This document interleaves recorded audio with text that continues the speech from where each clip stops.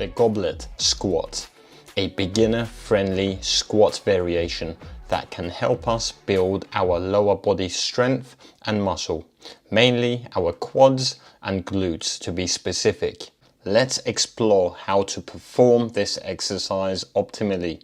First, let's start from the ground up and take a look at our stance. Since our individual hip anatomy can vary from person to person, there is no one set in stone squat stance which works best for everyone. With that being said, a good starting point is to have our feet just outside hip width with our toes pointing out slightly. From there, we can make adjustments if necessary to allow us to squat down more comfortably.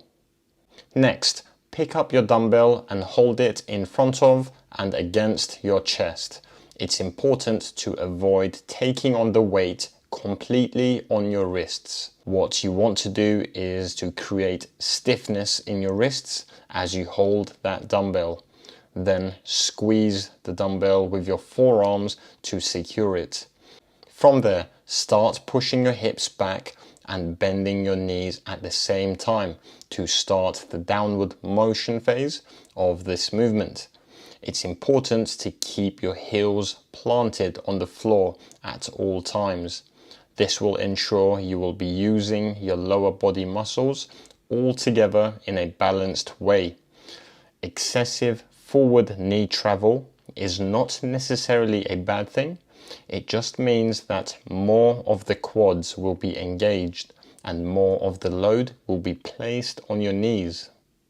If you are struggling with this, taking a slightly wider stance may help.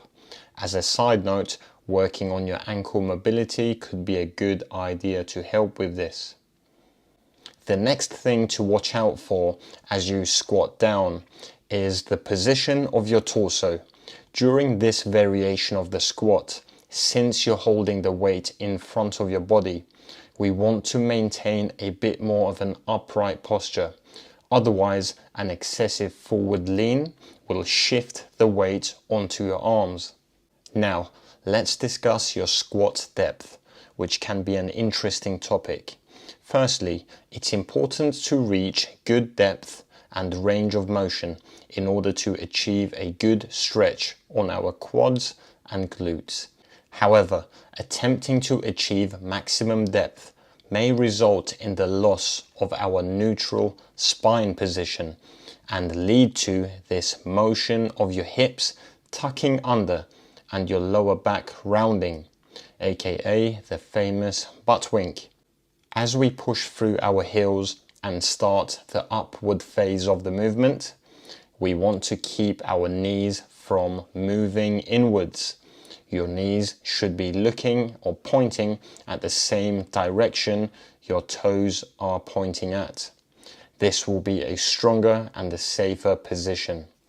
As you reach the top of the movement, there is no need to excessively lock out your knees. Just stand up normally. In terms of breathing, here's how we want it to be during this exercise.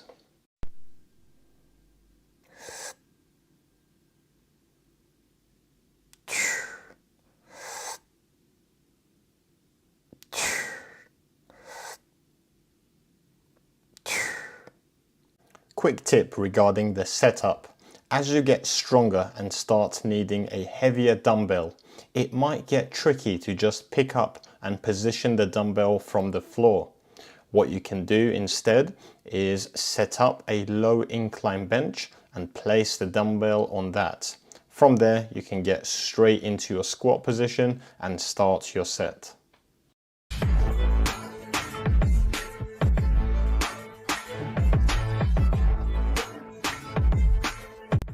The Romanian deadlift, also known as RDLs. This is my favorite exercise and deadlift variation for building muscle and strength at our posterior chain, more specifically the glutes and hamstrings. The lower and upper back muscles will also be involved as they need to work to keep our spine stable during this movement. Now, before we get any weights involved, let's take a look at the movement itself, which is a full hip hinge. The movement should only be happening at our hips. So let's start from the ground up.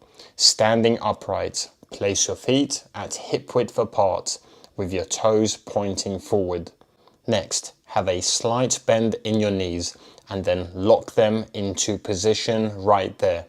We don't want to hyperextend our knees or have any movement at all in your knees during this exercise.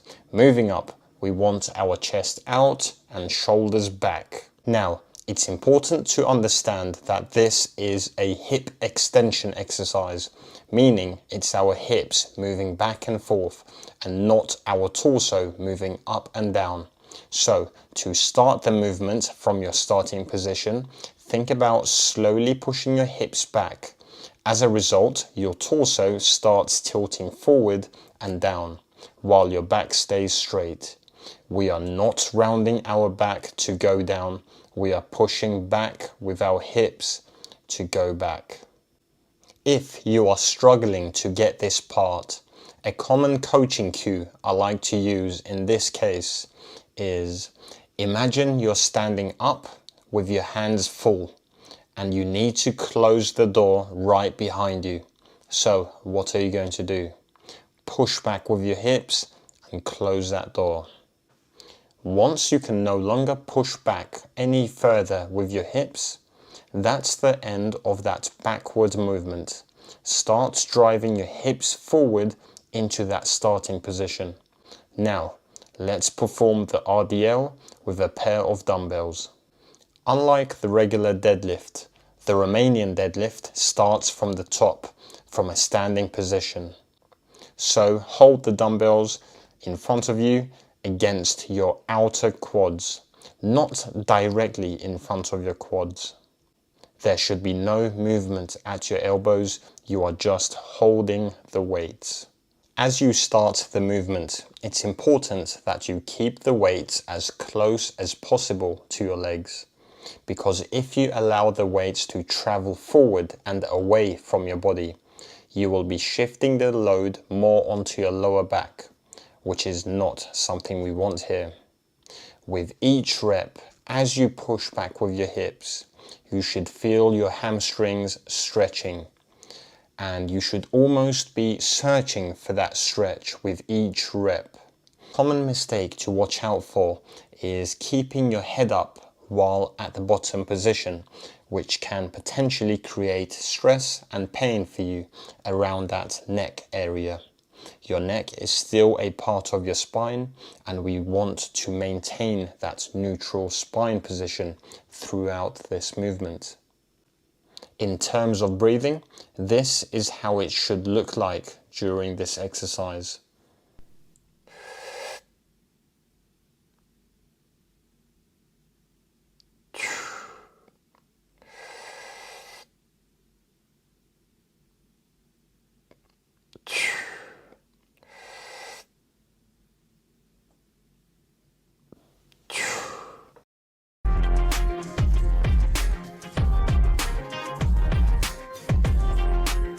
Since the movement involves hip and knee flexion on the way down and hip and knee extension on the way up, the split squats will primarily target the quads and glutes. Although technically this is a unilateral exercise which mainly focuses on the front leg, the back leg will still be involved to a degree, as it has to stabilize and support. So don't think that your back leg is completely resting. Also, your balance will heavily be challenged during this exercise, so be careful, don't rush, make sure you control the movement. Now, take a good grip on your dumbbells and get into your starting position. Feet at hip width apart, upright posture with your chest out and shoulders back. From there, brace your abs to stiffen up your torso and take a bigger than normal step forward. Make sure you are not stepping across. Step directly forward. From there, have the ball of your back foot digging into the floor. Your back heel should stay off the floor throughout the set. It's important that the step you take is not too big or too small. If you go too big, it can result in an arch in your spine. If you go too small with your step, it can result in excessive forward knee travel, which may not necessarily be a bad thing, but will mean more of your front knee and quads will be challenged. But that will almost be a different variation of the exercise, and here we are exploring the standard split squat. A vertical shin angle at your front leg is a good starting point which we can aim for. Now, as you descend, you want to maintain a straight back and a slight forward lean in your torso as you try and keep your weight on your front leg. The slight forward lean is important as it will allow you to emphasize the front leg more and engage the front glute more. Remember, the back leg is only there for support. As you descend, also make sure you are bending your back knee and going straight down. Stop just before your back knee makes contact with the floor.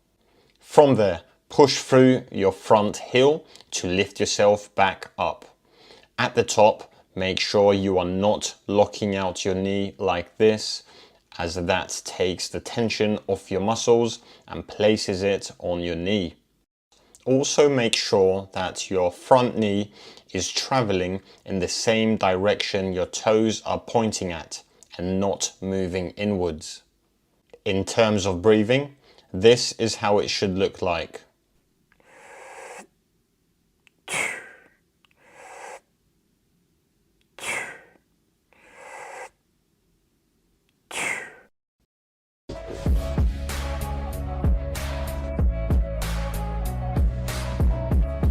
The dumbbell glute bridge, a great lower body exercise that builds muscle and strength, primarily in your glutes.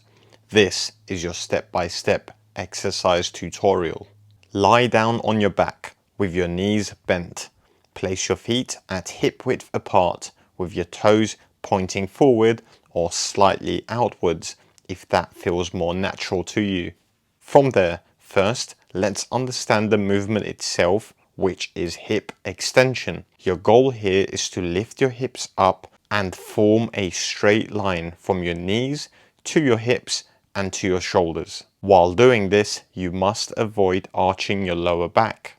That means you must brace your midsection and squeeze your glutes as you drive your hips up.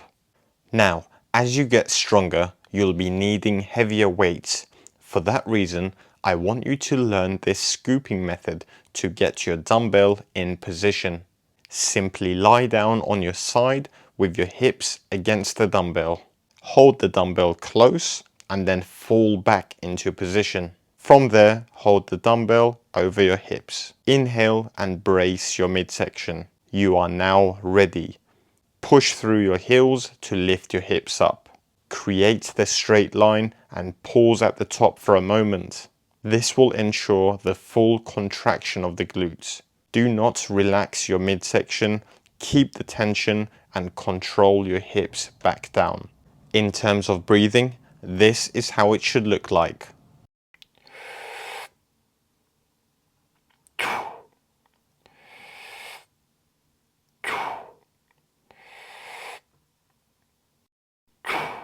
That's going to be it for the video. I hope you found that useful. If you have, please drop a like and subscribe for future content. Please let me know your questions or thoughts about the video in the comments below. And also, let's connect on Instagram, where I also post content to help you on your journey. Thanks for watching. See you soon.